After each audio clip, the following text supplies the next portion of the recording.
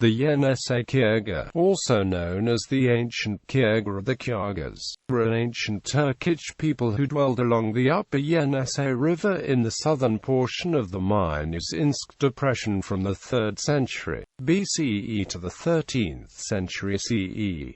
The heart of the homeland was the forested Tannu-Ola mountain range, in modern-day Tuva, just north of Mongolia. The Sayan mountains were also included in the territory at different times. The Kyrgyz Khaganate existed from 550 to 1219 CE. In 840, it took over the leadership of the Turkic Khaganate from the Uigurs, expanding the state from the Yenisei territories into the Central Asia and Tarim basin. The Yenisei Kirghiz mass migration to the Yenisei resulted in the formation of the modern Kyrgyz Republic, land of the modern-day Kyrgyz. History. According to recent historical findings, Kyrgyz history dates back to 201 BC. The Yenisei Kirghiz may perhaps be correlated to the Tashtik culture. They were known as Jiaguaqiajiasi in Chinese historical texts, but first appeared as Gekanajiankan in Han period records.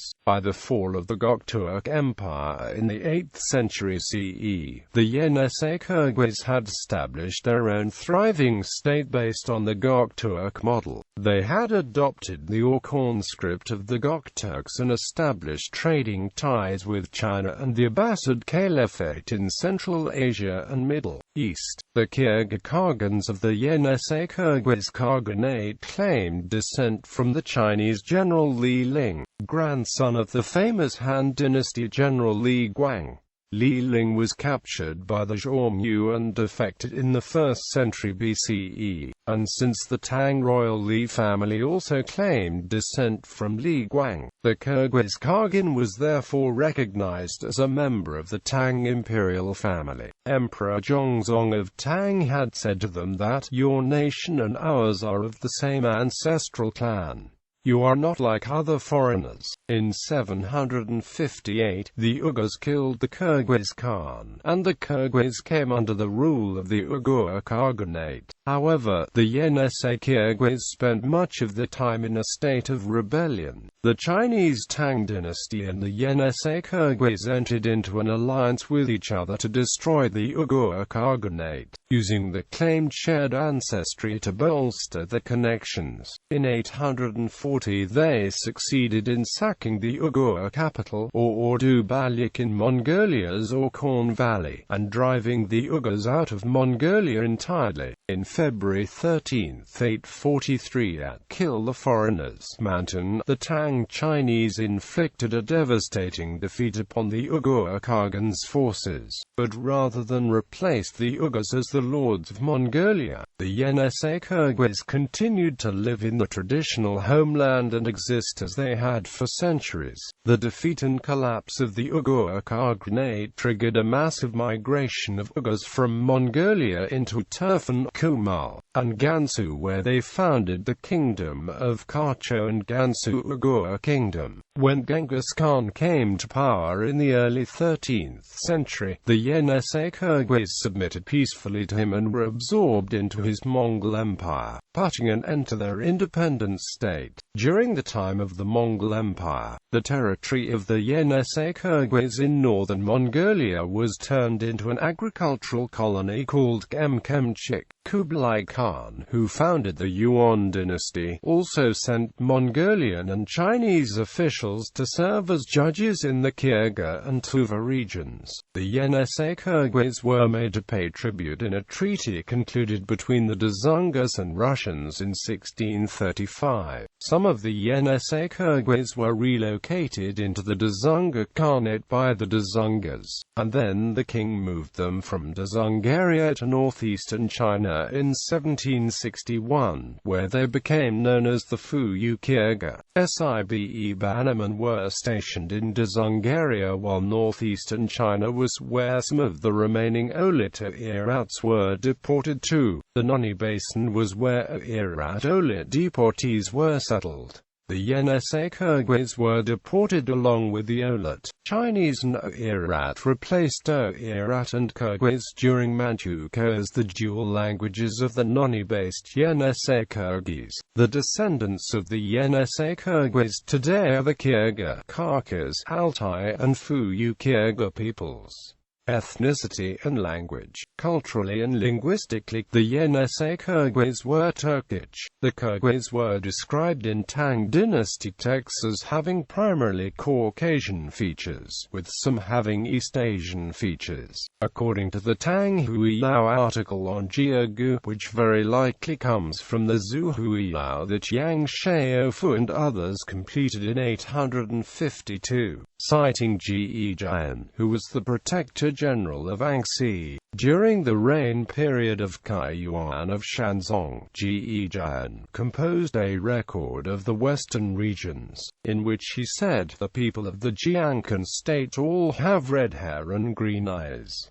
The ones with dark eyes were descendants of Li Ling. It further mentioned that the name Kyrgyz, by which the Kyrgyz were then known, was what the Uigurs called them and had the meaning yellow head and red face, although confusingly it was also a name Kyrgyz themselves used, since the Turks were being described as people of small stature in the Tangshu. The description of the Kyrgyz as tall, blue-eyed blondes excited the early interest of scholars, who assumed that they could not have originally been Turkic in language. Ligeti cited the opinions of various scholars who had proposed to see them as Germanic, Slav, or Ket, while he himself, following Castrain and Schott, favored a Samoyed origin on the basis of an etymology for a supposed Kyrgyz word Qas for iron.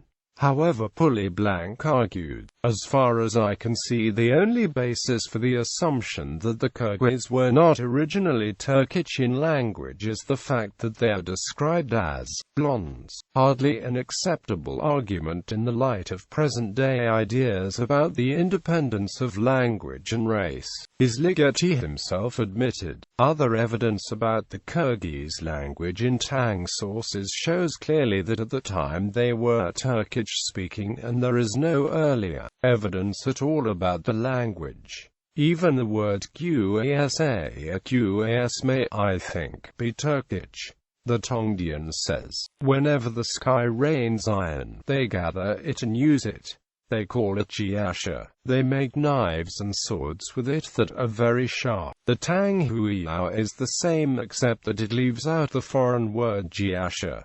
Raining iron must surely refer to meteorites. The editor who copied the passage into the Shintangshu unfortunately misunderstood it and changed it to, whenever it rains, the custom is always to get iron, which is rather nonsensical. Ligeti unfortunately used only the Shintangshu passage without referring to the Tongdian. His restoration of Qas seems quite acceptable, but I doubt that word simply meant iron. It seems rather to refer specifically to meteorite or meteoric iron. Lifestyle. The Yenisei Kyrgyz had a mixed economy based on traditional nomadic animal breeding and agriculture. According to Chinese records, they grew Himalayan barley, millet, and wheat. They were also skilled iron workers, jewelry makers, potters, and weavers. The homes were traditional nomadic tents and, in the agricultural areas, wood and bark huts. The farming settlements were protected by log palisades.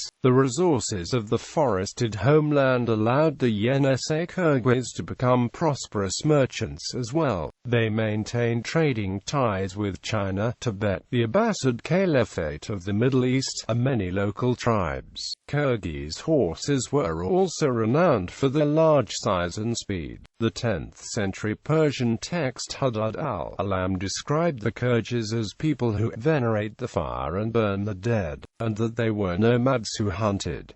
Etymology and Names. The trisyllabic forms with Chinese SZ for Turkic final Z appear only from the end of 8th century onward. Before that time we have a series of Chinese transcriptions referring to the same people and stretching back to the 2nd century BCE, which end either in Ennati, Gekun, 2nd century BCE, Shiji 110, Hanshu 94a, Jiangkan, 1st century BCE onward, Hanshu 70, Qigu, 6th century, Zushu 50, Hagu, 6th century, Suishu 84, Jiagu, 6th-8th century, Tongdian 200, Old Book of Tang 194b, and Tang Huilao 100. Neither N nor T provides a good equivalent for Z. The most serious attempt to explain these forms seems still to be that of Paul Pelliot in 1920. Pelliot suggested that Middle Chinese T stands for Turkic Z, which would be quite unusual and would need supporting evidence. But then his references to Mongol plurals in T suggest that he thinks that the name of the Kyrgyz, like that of the Turks, first became known to the Chinese through Mongol-speaking intermediaries. There is still less plausibility in the suggestion that the Kyrgyz, who first became known as a people conquered by the Zhormu and then re-emerged associated with other Turkic peoples in the 6th century, should have had Mongol-style suffixes attached to all the various forms of the name that were transcribed into Chinese up to the 9th century. The change of R to Z in Turkic, which is implied by the Chinese forms of the name Kyrgyz, should not give any comfort to those who want to explain Mongolian and Tungusic cognates with R as Turkic loanwords. The peoples mentioned in sources of the Han period that can be identified as Turkic was Dingling, the Jiangkan, the Shinli, and possibly also the Hujiawuji, were all, at that period, north and west of the Zhormu in general area where we find the Kyrgyz at the beginning of Tang.